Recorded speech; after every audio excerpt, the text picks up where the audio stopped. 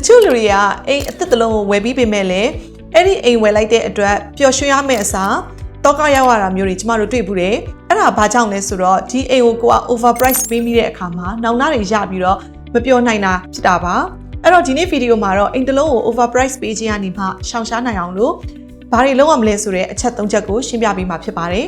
ပထမဆုံးအရေးကြီးတဲ့အချက်ကဘာလဲဆိုတော့အိမ်တစ်လုံးကိုက offer လုပ်တော့မယ်ဆိုလို့ရှိရင်သူ့ရဲ့ comparable sales report ကိုကြည့်ရမှာပါဒီအိမ်ရဲ့ပတ်ဝန်းကျင်မှာအမှန်တကယ်ရောင်းပြီးသွားတဲ့အိမ်တွေရဲ့ list ကိုကြည့်ပြီးတော့ဘယ်အချိန်မှာဒီအိမ်ကိုရောင်းလိုက်ရတယ်ဘယ်ဈေးနဲ့ရောင်းလိုက်ရတယ်1 square feet ကို price ကဘယ်လောက်ရှိလဲဒီအိမ်မှာအခန်းပတန်ခန်းရှိလဲနောက်ပြီးတော့ဒီအိမ်မှာတခြားကိုအခု offer လုပ်မဲ့အိမ်ထက်ဘာတွေတာနေလဲပြီးတော့အဲ့ဒီအိမ်ဈေးကွက်ရဲ့အခြေအနေနဲ့အခုကို offer လုပ်မဲ့ဈေးကွက်အခြေအနေဒါတွေကိုအကုန်လုံးထည့်စဉ်းစားပြီးသွားတော့မှသာ offer တစ်ခုကိုပေးရမှာဖြစ်ပါတယ်အတွေ့အကြုံရှိတဲ့ real estate agent တွေဆိုလို့ရှိရင်ဒီ comparable reports ကိုကတောင်းစရာမလိုဘဲနေတော့မှကိုလုပ်ပေးမှာဖြစ်ပါတယ်နောက်ဒုတိယအချက်တစ်ချက်ကကြတော့ဒီအိမ်မှာကိုကအရင်ကြိုက်တဲ့အချက်တွေရှိတယ်ဆိုလို့ရှိရင်လေလူတွေကလွတ်သွားမှကြောက်ပြီးတော့ offer တွေကိုအများကြီးပေးတာမျိုးတွေဖြစ်တတ်ပါတယ်အဲ့ဒါကြောင့်မလို့အိမ်တစ်ခုကိုဈေးမပေးခင်တည်းကကိုတက်နိုင်တဲ့ price ကိုသတ်မှတ်ထားရမယ်လစဉ်မှာပေးမှတ်မှာကိုဘယ်လောက်ပေးလို့ရှိရင်ကိုအတွက်ပို့ပြီးတော့အဆင်ပြေနိုင်မလဲပြီးတော့ကိုမှာ closing အတွက် budget ဘယ်လောက်ရှိလဲဒါတွေကိုတိကျစဉ်းစားပြီးတော့မှသာကိုပေးနိုင်တဲ့တက်နိုင်တဲ့အမြင့်ဆုံး budget တစ်ခုကိုသတ်မှတ်ပြီးတော့အိမ်တစ်လုံးကိုအဲ့ဒီ budget ထက်မကျော်ဘဲနဲ့ offer လုပ်ရမှာဖြစ်ပါတယ်ဒီအိမ်မှာဘယ်လောက်ပဲကြိုက်တဲ့အချက်တွေရှိနေပလေစေ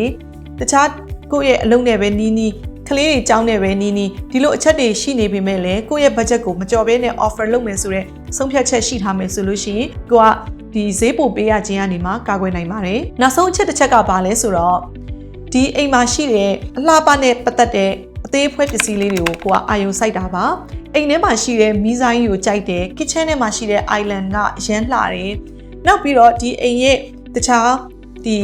အသေးအဖွဲလေးတွေ cosmetic stuff တွေဒီအိမ်ရဲ့တန်ဖိုးကိုမတက်စေတဲ့ဒီအရာသေးသေးလေးတွေကိုကိုကအာရုံစိုက်ပြီးတော့အရင်ကြိုက်တဲ့အတွက်ဈေးပိုပေးမိတဲ့အခါကနေမှရှောင်ရှားနိုင်အောင်လို့အိမ်ရဲ့တန်ဖိုးကိုမတက်စေတဲ့အချက်ကလေးတွေအသေးမွှားလေးတွေကိုကိုကလစ်လျူရှုပြီးတော့ကိုတက်နိုင်တဲ့ငွေကြေးနဲ့ပဲအိမ်ကို offer လုပ်တဲ့အခါမှာဈေးနှုန်းကိုပေးရမှာပါအဲ့ဒါကြောင့်မလို့အိမ်ထဲမှာရှိတဲ့ဒီအိမ်တန်ဖိုးကိုမတက်နိုင်တဲ့အရာသေးသေးလေးတွေကိုအာရုံစိုက်မဲ့အစားကိုတကယ်တက်နိုင်တဲ့ငွေကြေးနဲ့သာ